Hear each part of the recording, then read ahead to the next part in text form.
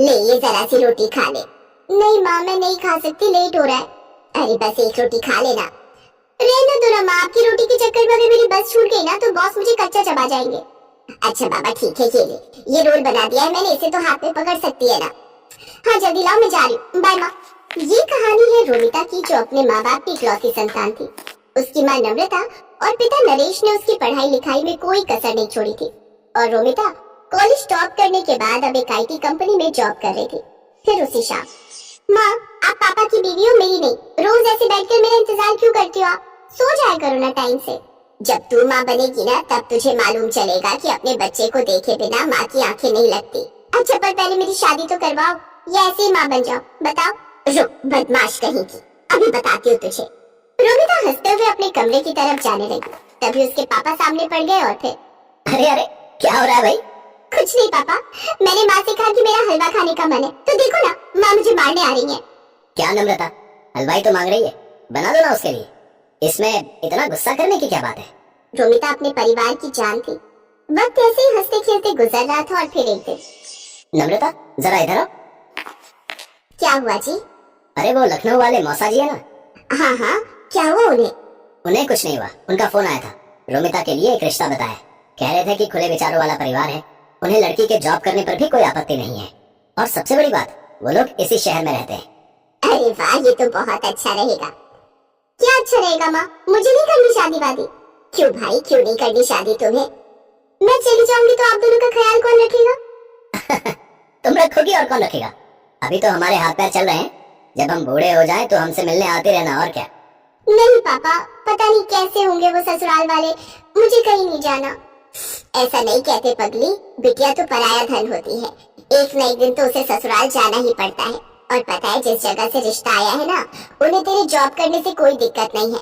और तो और वो भी इसी शहर में रहते हैं, तो तुझे जॉब बदलनी भी नहीं पड़ेगी। अब बताओ, अब इससे बढ़कर और क्या चाहिए? रोमिता भी यही चाहती थी कि शादी के बाद भी वो जॉब करती रहे। तो काफी मान मनव्वल के बाद उसने इस रिश्ते के लिए हाँ कर दी। और कुछ दिन बाद रोमिता शादी करके रंजीत के घर आ गई। रंजीत एक फैक्ट्री में मैनेजर था। घर में उसके माँ पिता और एक बहन थी जिसकी शादी अभी नहीं हुई थी। और फिर बहुत किस्मत वाली हो तुम जो तुम्हें हमारे जैसा परिवार मिला।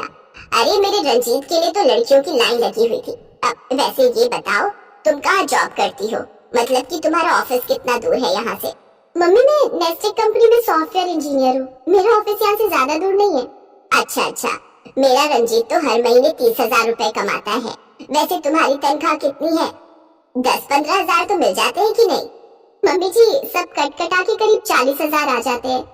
इतना सुनते ही कमला चुप हो गई। रोमिता के जवाब ने उसका घमंड तोड़ दिया था। वो आगे कुछ न कह सकी और वहाँ से चली गई।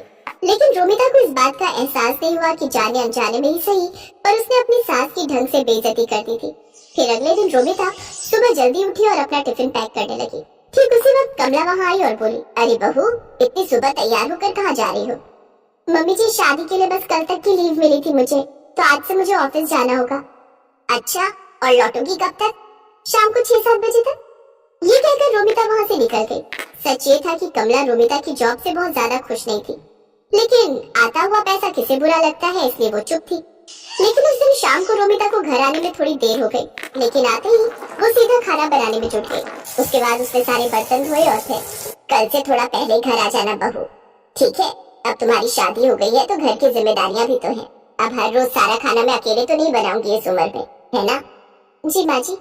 कमला रोमिता को सुनाकर वहाँ से चली गई। वो अगली सुबह जल्दी उठी और ढेर सारा खाना बनाकर ऑफिस चली गई। फिर उसी शाम, ये खाना तो तुमने सुबह बनाया था ना? हाँ मम्मी जी, क्यों पसंद नहीं आया क्या आपको? नहीं ठीक है। उस दिन तो कमला ने रोमिता से कुछ नहीं कहा, लेकिन कमला को ये बात हजम नहीं हो रही थी कि रोमिता क्यों इतनी आसानी से सब मैनेज कर ले रही है। फिर एक दिन कमला ने कलेश फैलाने की ठान ही ली और उसी शाम, देखो बहू, मैंने और रंजीत के पापा ने बहुत कोशिश की मगर हम इतना एडजस्ट नहीं कर पाएंगे। इन्हें गर्म खाना खाने की आदत है, समझी? तो कल से शाम का खाना शाम को ही बनाना, समझी? पर मम्मी जी अब बहस मत करो मुझसे, जो कह रही हूँ बस वही करो। अपनी सास से डांट खाकर रोमिता बहुत परेशान हो गई। उसे समझ में नहीं आ रहा था कि वो ऑफिस के साथ साथ घर का काम कैसे मैनेज करे। इस चक्कर में वो ऑफिस में भी परेशान रहने लगी। फिर अगले दिन, मम्मी जी मुझे आपसे कुछ बात करनी थी। हाँ बोलो, क्या बात है?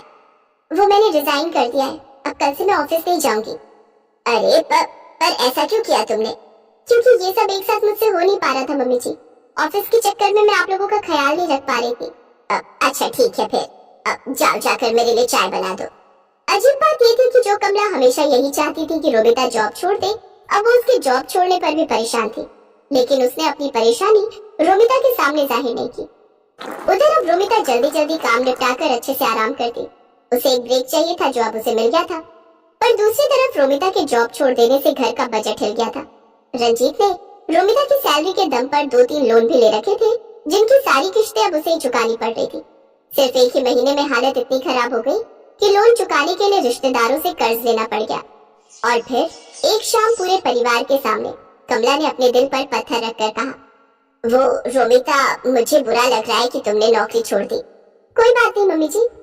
नहीं, अब देखो ना, तुमने इतनी पढ़ाई की, इतने साल काम करके तजुर्बा कमाया और अब तुम घर बैठी हो और तुम्हें भी तो अपने ऑफिस की याद आती होगी ना। अब तुम एक काम करो, तुम फिर से नई नौकरी ढूंढो अपने लिए, या फिर अगर पुराने ऑफिस में ही बात बन जाए तो देख लो। ठीक है माँ जी, पर वो खाने का थोड़ा देखना पड़ेगा, मुझसे सारा काम तो नहीं हो पाएगा। अरे नहीं, मैंने सब सोच लिया है। तुम सुबह सब्जी बना जाना, बाकी मैं दोपहर और शाम को रोटियां बना दिया करूंगी, और जब तुम ऑफिस से लौटोगी तो चाय भी बना दूंगी। ठीक है माँ जी, जैसा आप कहे। अगले दिन सुबह सुबह रोमिता अपने मायके पहुंच गई और सीधा जाकर अपनी माँ के गले लग गई। और फिर, क्यों? कहा था ना तेरी सास का घमंड एक दिन जरूर टूटेगा। अच्छा ये बता, तेरी छुट्टियां कब खत्म हो रही हैं? आज ही तक थी माँ, कल से वापस ज्वाइन करना है। सही है, चाय पिएगी? नहीं, आज तो मेरी सास के हाथ की चाय पहले से फिक्स है। आप चलो मेरे साथ, आज हम पूरा दिन शॉपिंग करेंगे। रोमिता की बात सुनकर नम्रता मुस्कुरा दी और इस तरह रोमिता ने अपनी समझदारी से सब ठीक कर दिया। सुबह सुबह खाना बनाकर वो घर के प्रति अपनी जिम्मेदारी भी पूरी कर रही थी और पैसे कमाकर घर के बजट को भी संभाल रही थी।